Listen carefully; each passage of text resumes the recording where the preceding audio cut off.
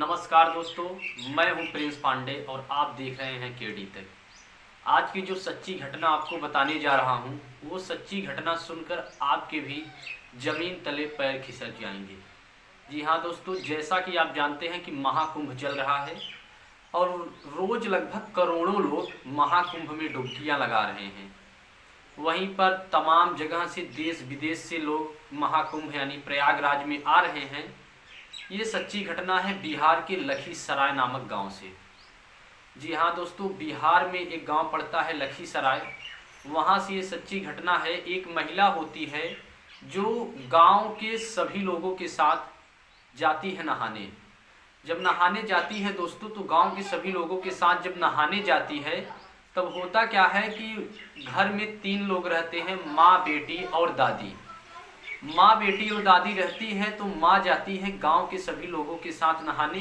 तो बेटी कहती है कि माँ, हमारे पास कोई मोबाइल भी नहीं है। अगर हमारे पास मोबाइल नहीं रहेगा तो हमें आपका खबर कैसे पता चलेगा कि वहाँ पर क्या कर रहे हैं, आप क्या खाई हैं, क्या पी हैं, कहाँ पहुँची हैं। तो माँ बाजार में जाती हैं। घर से लगभग 2 किलोमीटर दूर बाजार रहता है, वहाँ पर जाती हैं और एक छोटा सा मोबाइल मतलब 1200-1500 रुपये वाला कीपैड मोबाइल लेकर आती हैं और बच्ची को दे देती हैं। उसके बाद उनकी माँ सभी महिलाओं के साथ कुंभ नहाने चली जाती हैं। कुंभ नहाने जब जाती हैं तो यहाँ पे लड़की फ्री हो जाती है, मतलब कि चारों तरफ से कोई दबाव नहीं रहता है।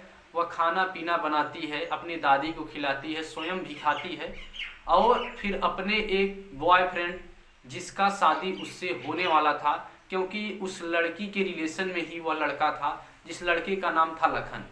वो लखन को फ़ोन करती है, बोलती है कि मम्मी नहीं है घर पर, दादी अकेली हैं, उन्हें दिखता नहीं है, ज़्यादा सुनाई नहीं देता है, क्यों ना रात का डिनर आज हम लोग एक साथ करते हैं। लखन बोलता है क्यों नहीं, ज़रूर करेंगे। लड़की भी कुछ नहीं सोचती, बोलती है हमारी तो शादी इनसे होने वाली है। बुलाती है लड़की रात को। शाम को लड़की जल्दी से खाना पीना बना के तैयार हो जाती है। उसके बाद लखन आता है, लेकिन लखन अकेले नहीं आता दोस्तों, अपने एक दोस्त प्रवीण के साथ आता है। लड़की जब देखती है तो बोलती है ये कौन है, तो लखन बोलता है ये मेरे जैसा ही है, मेरा परम मित्र है, मेरा खास दोस्त है, ये भी साथ आया है। तो लड़की गुस्सा जाती है। दरअसल लड़की का नाम सपना होता है। सपना गुस्सा जाती है, बोलती है कि मैं तुम्हें अकेले ही बुलाई थी, तुम इसको साथ में क्यों लेकर आए हो। जिसको देखकर वो गुस्सा हो जाती है, बोलती है कि तुम तुरंत यहाँ से जाओ। लखन नहीं मानता है, बोलता है कि इतनी ठंड में आए हैं, कम से कम चाय पिला दो, उसके बाद हम दोनों चले जाते हैं। लड़की जाती है, गुस्से में चाय बनाती है, चाय लेकर आती है और इधर दोनों लोग बात करते हैं। तो आए हैं तो ऐसे जाएंगे नहीं, चाहे जो भी हो जाए। चाय पिलाती है, उसके बाद बोलती है कि अब तुम लोग जाओ। तो लखन बोलता है कि नहीं, आज नहीं जाएंगे, रात हो गई है, कल जाएंगे। लड़की बोलती है नहीं नहीं, तुम लोग तुरंत जाओ, नहीं तो मैं यहाँ पर सभी को इकट्ठा कर लूँगी। तो लखन क्या करता है, उसका हाथ पकड़ता है, उसे जोर से धक्का देता है। लड़की गिर जाती है। उसका हाथ पैर बांधकर मुंह में कपड़े ठूसकर ताकि आवाज़ नहीं निकले, और रात भर दोनों लोग मिलकर उसके साथ बारिश बारी दरिंदगी करते हैं। दरिंदगी करने के बाद लड़की बेहोश हो जाती है। जब सुबह होने को होती है तो दोनों लोग सोचते हैं क्यों ना इसका गला दबा के इसे मार दिया जाए, नहीं तो ये सुबह उठेगी तो हम लोगों को फंसा सकती है। तो लखन नशे में बोलता है कि नहीं यार, मैंने तो सुना है कि लोग बेहोश होने के बाद सारी कहानी भूल जाते हैं, सभी बातें भूल जाते हैं। मतलब दोनों का बात ऐसे आधे घंटे चलता रहता है कि मार दिया जाए या छोड़ दिया जाए। तो बाद में अंत में वो लोग डिसीजन लेते हैं नहीं, छोड़ दो, ये सब भूल जाएंगी। उसके बाद सुबह होती है, दादी उठती है तो बोलती है अभी तक सपना क्यों नहीं उठी है। क्योंकि सपना, दादी और उसकी मम्मी सुबह मतलब भोर में लगभग 4-5 बजे उठ ही जाती थी, लेकिन 7 से 8 बजने वाला था, लेकिन सपना उठी नहीं थी। जब दादी दरवाज़ा जाकर खोल कर देखती है तो सपना की जो हालत देखती है उसके तो रोंगटे खड़े हो जाते हैं। दादी पूछती है कि ये सब कैसे हुआ, तुमने हमें आवाज़ क्यों नहीं दिया। दादी हाथ पैर छोड़ती है, मुंह से कपड़ा निकालती है। तो सपना रोते हुए बताने लगती है कि लखन आया था जिससे हमारा शादी होने वाला है, क्योंकि परिवार में सभी को मालूम था कि सपना का विवाह लखन से ही होगा। दोनों लोग रिलेशनशिप में हैं और इन दोनों का विवाह होगा। इसलिए दादी को जब बताती है सपना कि लखन आया हुआ था, तो दादी बोलती है चलो अच्छा जो हुआ उसे भूल जाओ, किसी से कहना मत, जाने दो, आखिरकार तुम लोगों की शादी होती ही। तो सपना उसके बाद जो बताती है उससे दादी आग बबूला हो जाती है। सपना बताती है लखन ही नहीं बल्कि उसके साथ एक दोस्त भी आया था और दोनों लोग मिलकर मेरे साथ दरिंदगी किए। ये बात सुनने के बाद दादी एकदम आग बबूला हो जाती है और बोलती है चलो पुलिस स्टेशन चलते हैं।